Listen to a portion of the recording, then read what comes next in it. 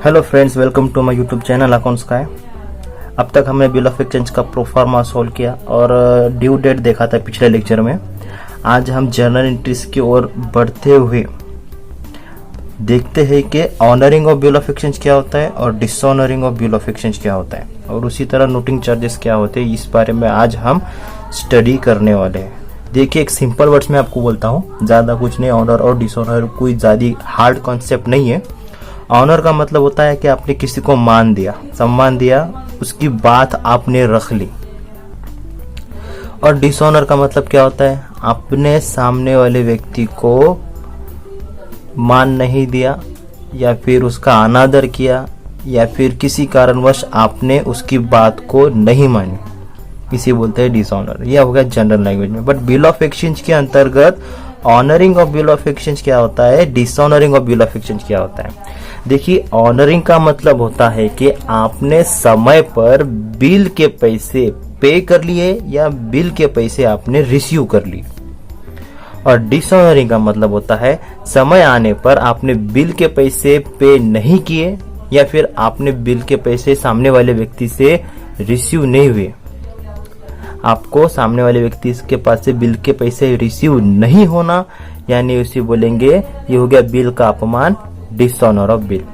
आपको सामने वाले व्यक्ति के पास से बिल के पैसे रिसीव्ड हो गए, उसे बोलेंगे हम ऑनरिंग ऑफ बिल। मतलब इतना सा ही है, अगर आप बिल के पैसे समय पर यानी कि 2 महीने बाद, 3 महीने बाद, 90 डेज बाद या फिर 60 डेज बाद जो भी बिल में मेंशन किया है, उस बिल की ड्यू डेट आने पर, करेक्ट है, ड्यू डेट आने पर अगर आप बिल के पैसे दे देते हो, उसे बोलेंगे ऑनरिंग ऑफ बिल। और आप अगर ड्यू डेट्स पर बिल के पैसे नहीं दे पाते किसी कारणवश या फिर आपको नहीं देना होता है, तो आपने बिल का कर दिया अपमान, यानी कि हो गया dishonouring of bill of exchange. Clear है? तो ऑनरिंग और डिसऑनरिंग को समझने के लिए एक छोटा सा एग्जांपल आप यहाँ पे देंगे। देखिए क्या होता है honour of bill of exchange. देखिए, ये हम हैं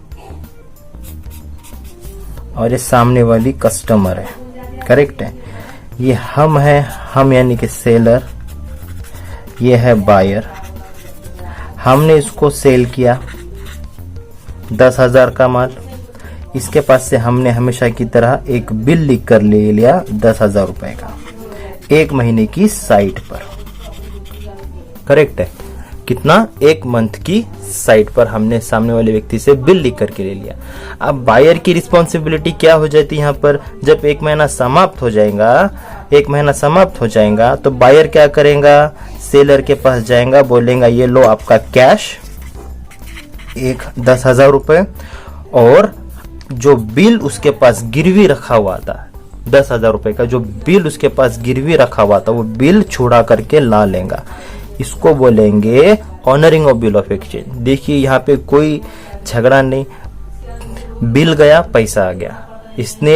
इस व्यक्ति ने, इस बायर ने यहाँ पे जो 10,000 का बिल लिख करके दिया था, उस बिल को छुड़ाने के लिए 10,000 कैश दे दिया और बिल लेकर गया। ये बहुत ज्यादा अच्छा ट्रांजेक्शन यहाँ पर हो गया। इसको बोलेंगे honour of bill of exchange, correct है। इसको क्या बोलेंगे हम? Honour of bill of exchange, क्योंकि पैसा समय पर आ चुका है, पैसा समय पर पेड हो चुका है। क्लियर है?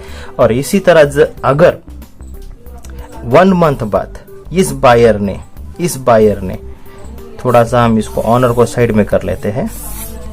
आफ्टर 1 मंथ बाद इस बायर का दिवाला निकल गया। दिवाला मतलब वो बिजनेस में बर्बाद हो गया, करेक्ट है। उसके पास पैसे देने के लिए अभी कुछ भी नहीं है, तो क्या होगा? वो बिल के पैसे दे पाएगा क्या? ऐसे कंडीशन में जब पैसे सामने वाले व्यक्ति के पास नहीं है, बायर के पास पैसे नहीं है, आफ्टर 1 मंथ, 1 महीने के बाद वो बिल के पैसे नहीं दे सकता, या फिर दोनों में कुछ मतभेद हो गया, कुछ झगड़ा हो गया, कुछ भी हो सकता है। किसी कारणवश अगर समय पर पैसे नहीं आए, नॉट रिसीव्ड कैश, करेक्ट है, ऑन ड्यू डेट, इसको क्या बोलेंगे?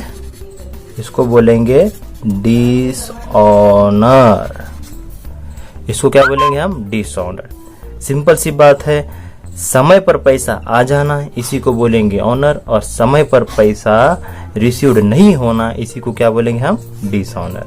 तो थोड़ा सा हमने यहाँ पे डेफिनेशन जो एकदम आसान वर्ड्स में है वो हमने आपके लिए लिखी आई है, जरा देखते हैं उसके बारे में क्या है। एकदम सिंपल है, देखिए honouring of bill of exchange क्या होता है? Drawee pays the amount of the bill on the due date, it is called honouring of bill. Drawee यानी कि वो व्यक्ति जो बायर होती है, इसी को ही हम ड्रावी बोलते हैं। करेक्ट है? ड्रावी यानी कस्टमर जिसने माल खरीदी गया। ड्रावी ने अगर समय पर बिल के पैसे दे दिए, drawee pays the amount of the bill on the due date. Due date पे अगर पैसा आ गया उसी को हम बोलेंगे ऑनर। करेक्ट है? 1 महीने बाद, 2 महीने बाद, जो भी ड्यू डेट है, अगर पैसा आ गया तो उसको बोलेंगे हम ऑनर। करेक्ट है? और अगर पैसा नहीं आया उसी को हम क्या बोलेंगे? डिसऑनर। करेक्ट है? उसके बाद देखते हैं, the amount of bill are received oblique paid on the maturity date are called honouring of bill. देखिए डेफिनेशन यही है, इसने क्या बताया? अगर ड्रावी ने ड्यू डेट पर पैसे दे दिए उसको ऑनर बोलेंगे। करेक्ट है? और दूसरी डेफिनेशन में क्या देखा हमने? अगर अमाउंट ऑफ बिल रिसीव्ड या पे हो जाती है, कब? मैच्योरिटी डेट पर, उसी को हम क्या बोलेंगे? Honoured of bill. करेक्ट है? दोनों का मीनिंग ये कि एक ही है, ड्रावी ने पैसा देना या पैसा आना। अगर वो पैसा ड्यू डेट या मैच्योरिटी डेट पे आ जाता है उसी को हम बोलेंगे ऑनरिंग ऑफ बिल।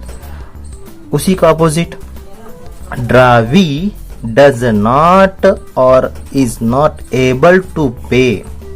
ड्रावी ने पैसा नहीं दिया या फिर वो पैसा देने के लिए पात्र नहीं है, सक्षम नहीं है।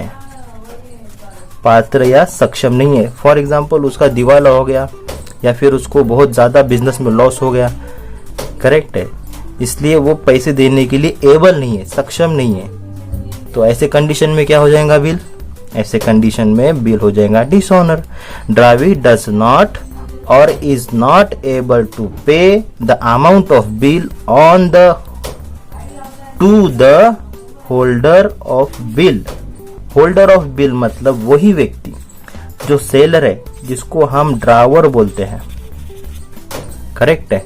इसी को हम होल्डर भी बोलेंगे, क्यों? तो ये बिल को क्या करेगा? अपने पास होल्ड करके रखेगा। कब तक? 1 महीने का बिल है, 1 महीने तक होल्ड करके रखेगा। यानी कि सेलर ही बिल मेकर है, सेलर ही ड्रावर है, सेलर ही बिल होल्डर है। करेक्ट है? तो बिल होल्डर यानी ड्रावर। करेक्ट है?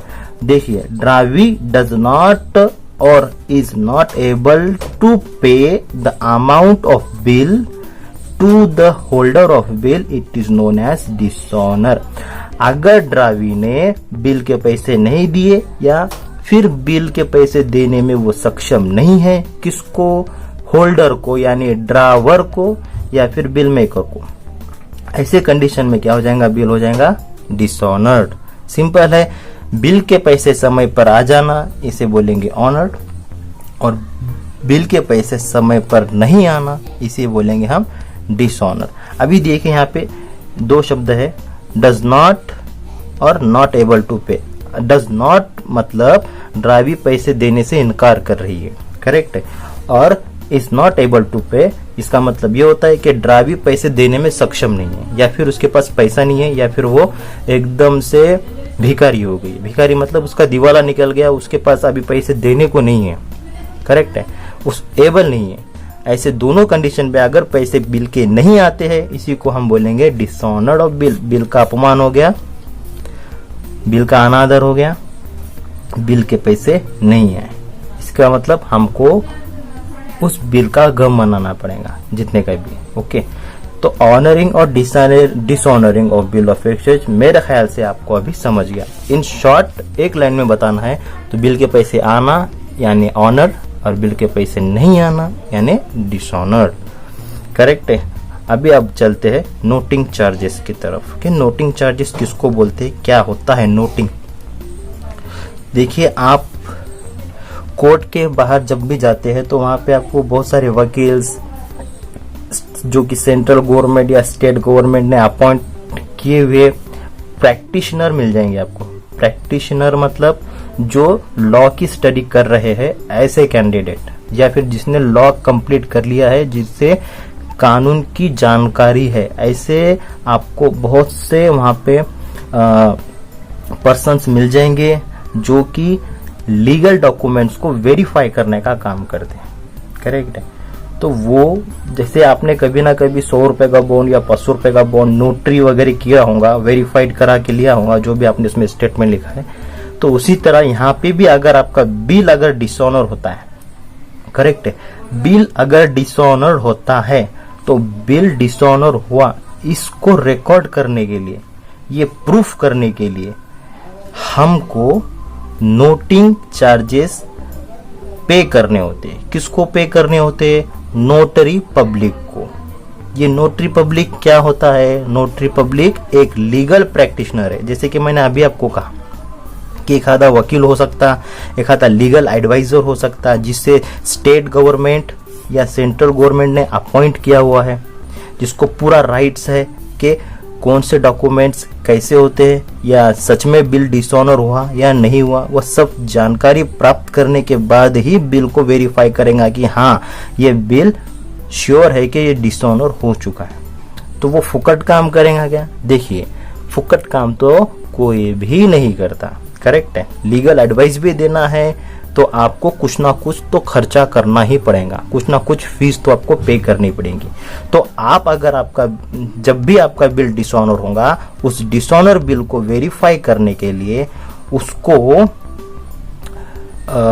नोटिंग करने के लिए, उसका रिकॉर्ड करने के लिए आप कहाँ जाओगे? नोटरी पब्लिक ऑफिस जाएंगे, और नोटरी पब्लिक ऑफिस के पास एक लीगल प्रैक्टिशनर बैठेगा जो कि एक पब्लिक सर्वेंट है, जिसको स्टेट या सेंट्रल गवर्नमेंट ने अपॉइंट किया है कि आप ऐसे लीगल डॉक्यूमेंट्स को वेरीफाई करो और उसके बारे में सामने वाले को एडवाइस दो। और ये एडवाइस या नोटिंग करने की जो भी वो हमसे पैसे मांगेगा, उस पैसे को हम बोलेंगे नोटिंग चार्जेस। देखिए, आपने कास्ट सर्टिफिकेट बनाया होगा, एक सिंपल वे में बताता हूँ आपको। आपने कास्ट सर्टिफिकेट बनाया होगा, या फिर कोई इनकम प्रूफ बनाया होगा, इनकम सर्टिफिकेट, या फिर डोमेशियल नेशनलिटी कुछ तो बनाई होंगी। आप कुछ भी 100 रुपए का बॉन्ड या 500 रुपए का बॉन्ड एक लीगल प्रैक्टिशनर के पास से आप नोटिंग करवा के लेते हो इन सिंपल वे में, तो आप उसको जो फीस देते हो उसी को, वो फीस को ही आप बोलेंगे नोटिंग चार्जेस। तो बिल ऑफ एक्सचेंज चैप्टर में हम हमारे जो बिल हमारे पास है वो जो डिसऑनर हो चुके उनको नोटिंग करवा के लेते हैं। क्यों करवा के लेते हैं? कि जब आप डिसऑनर बिल को नोटिंग करवाते हैं कि करवा देते हो, तो आपको एज ए रिटर्न में ये प्रूफ हो जाएगा कि ये श्योर है कि ये बिल 100% डिसऑनर हो चुका है। करेक्ट है। थोड़ा सा हम डिटेल में देखते हैं। देखिए क्या होता है noting charges. Noting means recording of fact of dishonour of bill of exchange bye notary public. मतलब नोटिंग क्या होता है? Recording of fact, recording of fact of dishonour. बस भाई, डिसऑनर होने का कारण क्या है, फैक्ट क्या है, तथ्य क्या है, उसको रिकॉर्ड करना यानी नोटिंग करना। करेक्ट है। आपका बिल डिसऑनर हो गया, आपको समय पे पैसे आने थे पर नहीं आए, उस फैक्ट को रिकॉर्ड करने का काम कौन करेगा? ये नोटरी पब्लिक ऑफिसर करेगा, या ये पब्लिक सर्वेंट होता है जिसे स्टेट गवर्नमेंट या सेंट्रल गवर्नमेंट ने अपॉइंट किया होता है। इसको लीगल प्रैक्टिशनर भी बोलेंगे। ये लीगल एडवाइस देने का भी काम करेगा। करेक्ट है।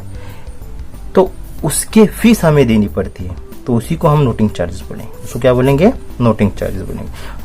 Noting means recording of fact of dishonour. भाई डिसऑनर होने का फैक्ट क्या है, कौन रिकॉर्ड करेगा?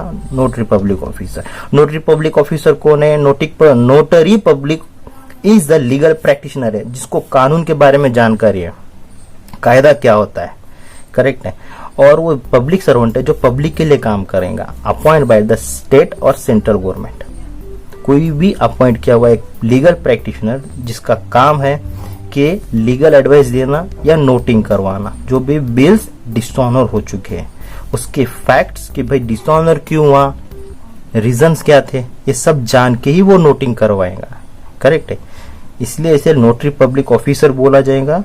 और जो हम उसे फीस देते हैं उसके काम के करने के बाद उसे हम नोटिंग चार्जेस बोलेंगे। करेक्ट है, it is recording the fact of dishonour, date of dishonour and reason of dishonour. देखिए नोटरी पब्लिक ऑफिसर क्या करता है, ये नोटरी पब्लिक ऑफिसर क्या करता है, ये नोटरी पब्लिक ऑफिसर रिकॉर्ड करता है। क्या करता है? रिकॉर्ड फैक्ट्स ऑफ डिसऑनर, कि भाई डिसऑनर होने में तथ्य क्या था। करेक्ट है, किस कारणवश डिसऑनर हुआ, रीजन क्या है, और डिसऑनर हुआ तो उसकी डेट क्या है डिसऑनर होने की। करेक्ट, ये सब रिकॉर्ड करने का काम करेगा नोटरी पब्लिक ऑफिसर। और उसके बदले में उसने जो भी हमारे लिए काम किया उस काम के हम उसको एक सर्टेन निश्चित फीस उसकी हम देते हैं। जो भी होंगी फीस 50, 60, 100, 200, 300, 400 जो भी फीस होंगी, जब हम उसको देते हैं तो उसे हम नोटिंग चार्जेस बोलेंगे। क्योंकि उसने काम कौन सा किया? नोटिंग का किया। क्या नोटिंग किया? कि बिल डिसऑनर हो चुका है, उसका फैक्ट क्या है, date of bill, reason of dishonour, ये सब कुछ रिकॉर्ड करके लीगली हमें वेरीफाइड करके सर्टिफाइड करके दे दिया। हमने उसको एक सर्टेन फीस दे दी, इसी सर्टेन फीस को हम बोलेंगे नोटिंग चार्जेस। करेक्ट है। अब ये नोटिंग चार्जेस एक्चुअली हम भरते हैं। हम का मतलब कौन? जो ड्रावर है, जो बिल होल्डर है, जो बिल मेकर है। करेक्ट है, क्योंकि बिल तो उसी के पास है, सामने वाले व्यक्ति ने पैसे नहीं दिए। अब बिल तो डिसऑनर हो चुका है, हमें वेरीफाई कराने के लिए हमें पैसे देने पड़ेंगे। जिसके पास बिल वो पैसे देगा। करेक्ट है, पर जब बिल के पैसे वसूल होंगे ना, हम सामने वाले व्यक्ति से वसूल करवा करके ले लेंगे। अभी इसको हम एक छोटे से एग्जांपल की तरफ देखते हैं। देखिए एकदम फास्ट दिखाता हूँ, जरा भी टाइम नहीं लगेगा, एक मिनट के अंदर समाप्त। नोटिंग चार्जेस बता रहा हूं। ओके, हमने सेल किया कितने का? 5,000 रुपए का। उसके पास से बिल आ गया 5,000 रुपए का, एक मंथ के लिए। करेक्ट है। आफ्टर अ मंथ ये व्यक्ति डज नॉट पे amount of bill, does not पे अमाउंट ऑफ बिल। हमने क्या किया? फिर इस बिल को वेरीफाई करा है। कहां पे? नोटिंग ऑफिस में। करेक्ट है, नोटिंग ऑफिस गए, वेरीफाई करा दिए। चलो यहाँ पे नोटिंग ऑफिस है, समझो नोटिंग ऑफिस सर के पास से इसको वेरीफाई कराया। हाँ, इन्हें बोला चलो डिसऑनर हो गया, सब डिसऑनर हो गया। सामने वाले व्यक्ति ने पैसे नहीं दिए, आप उसके पास से बाद में वसूल कर लो। इस नोटिंग चार्जेस की हमने फीस की सपोज 100 रुपए। कितने पे कर दिए? 100 रुपए पे कर दिए। करेक्ट, नोटिंग ऑफिस के हमने 100 रुपए पे कर दिए। अब ये 100 रुपए हम क्या करेंगे? एक्चुअली फिजिकली ये व्यक्ति दे देगा, इसको ड्रावर 100 रुपए दे देगा, बट ये फीस फ्यूचर में किसके पास से वसूल होंगी? इस व्यक्ति के पास से वसूल होंगी, ड्रावी के पास से। क्यों? क्योंकि डिसऑनर करने वाले व्यक्ति कौन? ड्रावी है। करेक्ट है। अब ये बिल 5,000 का नहीं है, ये बिल कितने का बन जाएगा? 5,100। इसको बोलेंगे विथ नोटिंग चार्जेस। अब जब हम फ्यूचर में ड्राइवी के पास से 5,000 नहीं बल्कि 5,100 रुपए वसूल करेंगे डिसऑनर करने की पनिशमेंट। क्लियर है? इसको से हम 100 रुपए एक्स्ट्रा करेंगे। करेक्ट है। तो नोटिंग करना बहुत ज्यादा इंपॉर्टेंट होता है। इसके ऊपर से हमें लीगली एक राइट्स मिल जाता है कि हाँ ये बिल श्योरली डिसऑनर हो गया। अब हम सामने वाले व्यक्ति पे कोई भी पुलिस कार्रवाई या लीगल एक्टिविटी हम कर सकते हैं। इसके पास से पैसे तो हम निकालेंगे। हम पैसे किसी के पास से आना है तो जब तक हम वसूल नहीं कर लेते हम चैन से बैठेंगे क्या? बिल्कुल भी नहीं बैठेंगे। क्लियर है? तो ये था आज का lecture, honouring of bill of exchange, dishonouring of bill of exchange and noting charges. देखिए जितना सिंपल लैंग्वेज में हो सकता है मैं समझाने की कोशिश कर रहा हूँ। अगर आपको कोई डाउट है तो डेफिनेटली कमेंट्स बॉक्स में पूछ लेना। मिलते हैं नेक्स्ट लेक्चर में। Have a nice day. Okay, bye.